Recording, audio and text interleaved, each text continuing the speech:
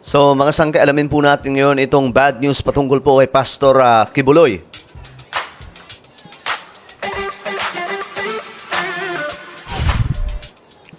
Alright, so mayroon pong mga update ngayon patungkol po kay Pastor Apollo Kibuloy. At masamang balita ito sa side niya.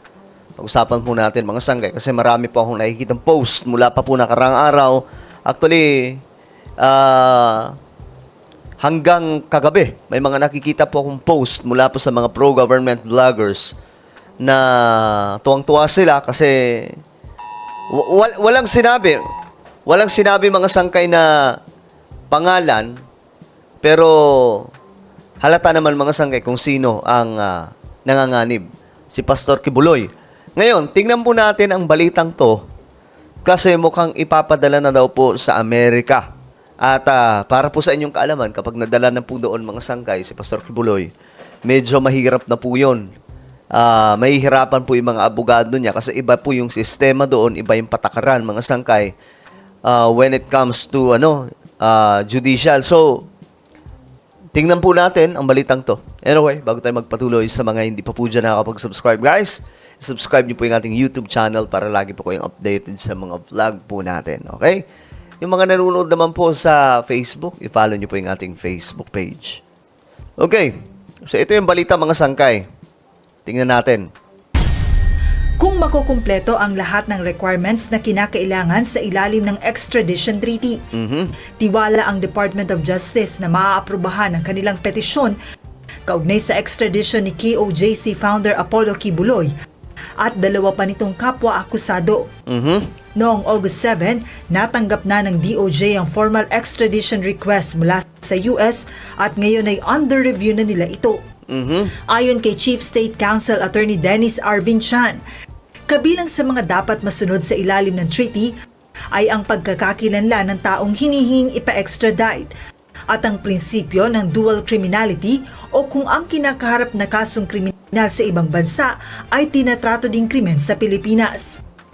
So long as the requirements under the RP-US extradition treaty are met through the documents that we will be filing, then we are confident that extradition will be granted. The documents that we received from the Department of Foreign Affairs were quite voluminous.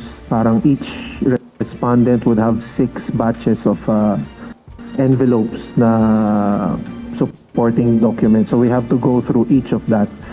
We are working on the evaluation as fast as we can, but at the same time ensuring that we are not skipping or cutting corners here. Bukod dito, dapat ding tingnan sa ilalim ng kasunduan ang posibilidad ng parusang hindi bababa sa 1 taong pagkakakulong. Ang hindi pag-prescribe o pagkakapaso ng kaso sa ilalim ng batas ng US at ang katiyakan na hindi ito papatawan ng death penalty sakaling mapatunayang nagkasala. We understand that this is an issue of national interest, and we will just try to hasten our action on this because I know that the public is keenly and closely monitoring the development. Pagkatapos ng review, maaari nang maghain ng petition for extradition ng DOJ sa korte o maaari rin naman na hintayin muna na magkaroon ng resulta ang mga local case na kinakaharap ni Kibuloy. Ayon pa sa State Counsel, maaari lamang na tumagal ang mga pagliliti sa loob ng ilang buwan sa halip na abutin ng taon. Paliwanag din ni Attorney Chan, pwede ring magpatuloy ang extradition process kahit pa may kinakaharap na criminal case sa Pilipinas ang isang respondent. Going back to Article 11 of the RP-US extradition treaty, it will allow for a simultaneous track or a simultaneous processing. So what I'm saying is we can file the petition for extradition. It can be heard by the trial court. And at the same time, the criminal cases that Mr. Kibuloy is facing can also run at the same time. Now, as to how, pag umabot na dun sa point na extradition is ordered by the court, ano yung magiging next step? That is something that would have to be studied further by our office.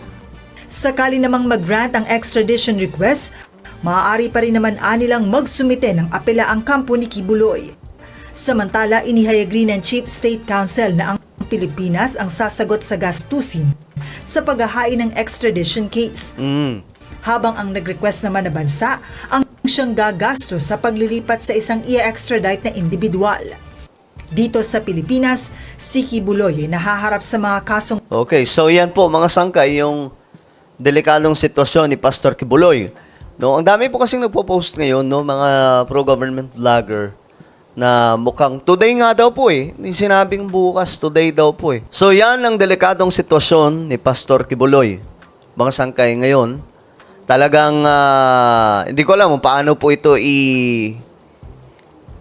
upapalagan ng mga abogado po ni Pastor Kibuloy, mga sangkay. Kasi delikado po talaga. Kapag nadala na po siya doon sa US, mahirapan na po yung mga Pilipinong lawyer na ipagtanggol ang kanilang kliyente. Well, doon naman sa US, mga sangkay, iba yung sistema nila kaysa sa atin. Pagdating po sa paglilitis ng mga nahaharap, mga sangkay, sa iba't ibang klaseng kaso. So, hindi ko alam kung mas mabilis doon, mas okay ba doon kaysa sa Pilipinas. Pero ayun na nga po mga sangkay, malamang sa malamang, yung mga abogado ni Pastor Kibuloy ngayon, nagdadasal na hindi po matuloy yung pagpapadala sa kanya sa bansang Amerika. Okay? Kasi wala na, pahirapan na po talaga yan doon. Medyo mahirapan po talaga sila. Ito, mga komento, dapat lang para yung mga Pinoy fugitives nasa Amerika nagtatago ma-extradite.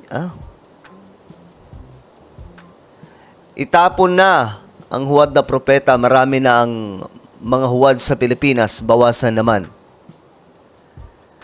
Magagalit ang mga DDS at INC niyan. Ito namang isa, dagdag gasto pa yan sa Pilipinas. Grabe yung... Buti pa si Kibuloy makakapunta ng Amerika. Pambira mga comment. Agoy, mukhang mapapa until we meet again, mga kampo ni Kibuloy. So, yan po yung delikadong sitwasyon ngayon ni Pastor Kibuloy, no? Dami kasi talaga mga nagko-komento tungkol po dito na ayun na nga po, delikado yung sitwasyon ni Pastor Kibuloy. At mukhang anumang oras mula ngayon, mga sangkay, ipapadala po siya sa Amerika. Well, ano po ang inyong opinion? Kayo ba ay pabor tungkol po dito? Comment down below.